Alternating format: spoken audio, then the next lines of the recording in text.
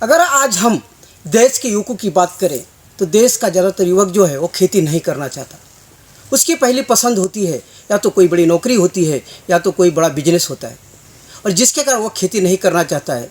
और अगर ऐसा ही रहा, देश में चलता रहा, तो एक समय ऐसा आएगा जब देश में कोई युवक खेती करने के लिए तैयार नहीं होगा। लेकिन आज हम एक ऐसे युवक के बारे में बात करेंगे जिस युवक ने खेती में एक ऐसा आदर्श निर्माण किया है, जिस युवक से आज देश के जो युवक है उसे प्रेरणा ले सकते हैं।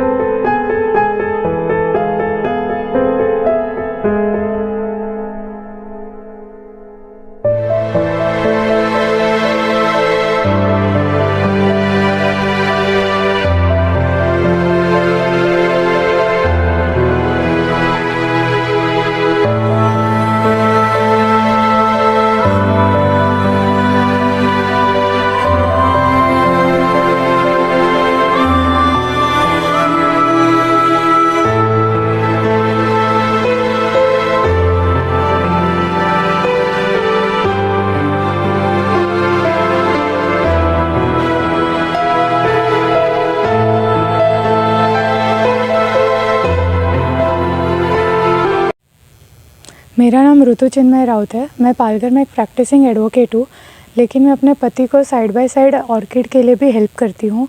और आजकल के यंगस्टर्स ने थोड़ा एग्रीकल्चर की तरफ देखना चाहिए, क्योंकि अभी की इंडस्ट्री एग्रीकल्चर ही है। फूड इंडस्ट्री का बेस ही एग्रीकल्चर है, और फ्लोरिकल्चर में भी बहुत वास्ट इंडस्ट्री बन रही है। और हमने हमारे फार्म में 52,000 ऑर्किड के प्लांट्स लगाए हैं। 2 टाइप के प्लांट्स हैं, सोनिया रेड और सोनिया वाइट। और वो पूरा पैकेज होके दादर मार्केट में जाता है। और मतलब जैसे कि कभी कभार रेट्स अच्छे होते हैं तो प्रॉफिटेबल बिज़नेस भी है। और बाकी कलर्स के ट्रायल बेसिस पे लगाए हुए हैं हम लोग ने। और अभी इसको लगाने के लिए कुछ सॉइल नहीं लगता है, इसको कोकोनट के शेल में लगाना पड़ता है। इसका लाइफ स्पैन 10 ईयर्स का है।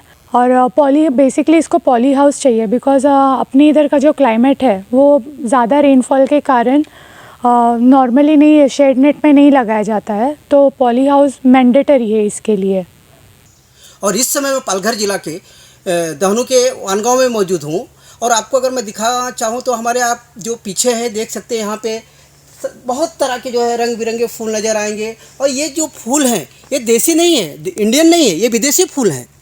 और इन फूलों के जो पेड़ हैं वो विदेश से लाए गए हैं। और इन पेड़ों की अगर मैं खासियत बात करूं तो इन पेड़ों को उगाने के लिए जो है मिट्टी की ज़रूरत नहीं होती है। अगर मैं आपको दिखाना चाहूँ, आप देख सकते हैं कि ये जो पेड़ लगाया गया है, ये देख सकते हैं जो नारियल को ऊपर का छिलका आता है उसके अंदर ये लगाया गया है। इसमें मिट्टी थोड़ा भी नहीं लगाई गई है। और ये जो फूल है आप दिखा सकते हैं, अगर मैं दिखाऊं आपको, देखिए रंग बिरंगे फूल आपने अक्सर बाज़ारों में देखा होगा। और शायद आप ये सोचते भी रहेंगे कि ये फूल कहाँ उगते हैं, कि कहाँ पे इसकी खेती की जाती है। और अगर मेरे इस साइड अगर मैं दिखाना चाहूँ, आप देख सकते हैं यहाँ पे ये फूल किस तरह रंग बिरंगे हैं और ये बाज़ार में हैं और ये काफ़ी महंगे भी मिलते हैं। और इस फूल का जो प्रयोग है पालघर में पहली बार इस युवक ने किया। और एक अगर इस युवक की हम बात करें तो ये काफ़ी ग्रेजुएट युवक हैं, अगर ये चाहे तो ये भी नौकरी कर सकते थे या कोई बड़ा बिजनेस कर सकते थे, लेकिन इन्होंने इन सब चीज़ों को छोड़कर खेती को ही अपना एक बिजनेस बनाया है, ताकि इस खेती को वो खेती भी कर सके, किसान भी बने रहें और साथ में वो एक बिजनेसमैन भी बने। और इस रंग बिरंगे फूलों की खेती जिस युवक ने किया है, हम उनसे ही जानने की कोशिश करते हैं कि इस फूल की खेती का ख्याल उनके मन में कहाँ से आया और इस खेती को उससे उन्हें कितना फ़ायदा हो रहा है, और आने वाले जो युवक हैं उनसे वो क्या कहना चाहते हैं, उनसे ही हम बातचीत करते हैं। सर, पहले बात, आपका नाम क्या है? मेरा नाम चिन्मय प्रकाश राउत है। मैं डहानू तालुके के वानगांव एरिया से हूँ। सर, अगर देखा जाए तो आपने जो ये विदेशी फूलों का रंग बिरंगी खेती किया है, देखा जाए तो ये जो ख्याल है आपके मन में कहाँ से आया, जबकि ये आप एक शिक्षित हैं, आप कोई नौकरी जॉब कर सकते थे? ये सर जी मैंने टीवी पे मतलब डेकोरेशन हर जगह हम लोग जहाँ जाते हैं वहाँ देखे थे। और हम लोग जब एक दिन दादर मार्केट गए तो उधर के जो ट्रेडर लोग थे उन्होंने हम लोग को कहा कि ये फूलों की डिमांड यहाँ पे बहुत बढ़ रही है और ये सब फूल इंपोर्ट हो रहे हैं, तो इधर आप क्यों नहीं कर सकते, इसकी डिमांड अच्छी है, इसके रेट्स बहुत अच्छे मिल रहे थे, तो आप ये इधर क्यों नहीं ट्राई करते। तो उसी तरह से हम लोग को कुछ इसमें हम लोगों ने थोड़ा इंटरेस्ट लिया। हम लोग का ग्रुप है फार्मिंग का, उसमें से हम लोगों ने इसमें से थोड़ा इंटरेस्ट लिया और उस पर रिसर्च करना चालू कर दिया। अच्छा, ये कितनी खेती रहेगी और इसमें आपने अभी तक कितने पेड़ लगाए हैं और महीने की आपके कितने इससे फ़ायदा हो रहे हैं? सर जी ये करीब 1 से 1.25 एकड़ के बीच में खेत है। ये टोटली पॉलियोस कवर खेत है। इसमें हम लोगों ने 50 to 52,000 प्लांट्स लगाए हैं और वीकली हम लोग का मतलब आप ऑन एवरेज देखें तो 3 से 3.5 के तक मतलब इसका प्रोडक्शन है। और एक स्टिक मतलब 10 से 12 रुपीज़ तक सेल होता है। सर, अक्सर देखा जाए तो आज कोई भी पेड़ लगाओ, फूल या कोई फूल का पौधा लगाओ या कोई भी प्रकार की अगर हम खेती करने जाते हैं, सबसे पहले हमें उसमें मिट्टी खाद की ज़रूरत होती है। लेकिन मैं देख रहा हूँ इस पौधों को ना तो मिट्टी की ज़रूरत है ना तो खाद की ज़रूरत है, तो ये क्या खासियत है और ये पेड़ भी कहाँ से लाए आपने? सर जी ये पेड़ हम लोगों ने ना पुणे की एक नर्सरी है राइज एंड शाइन करके, उनके जो प्रेसिडेंट है भारती पाटिल करके, उनके पास हम लोग गए। उन्होंने हम लोग को अच्छे से सब दिखाया, उन्होंने हम लोग की सलाह दी और उनके इससे हम लोगों ने ये किया। ये कोको शेल पे होता है पेड़, इसको मिट्टी की ज़रूरत नहीं है, ये कोको शेल पे होता है। इसके रूट्स जोन है ना, वो मॉइस्चर जो अपने हवा में जो मॉइस्चर रहते हैं उससे वो सब उसका मतलब जो कोई न्यूट्रिएंट है, फर्टिगेशन, इरिगेशन, उससे ही चलता है। इसमें कोई भी अपने मिट्टी की ज़रूरत नहीं है इसमें।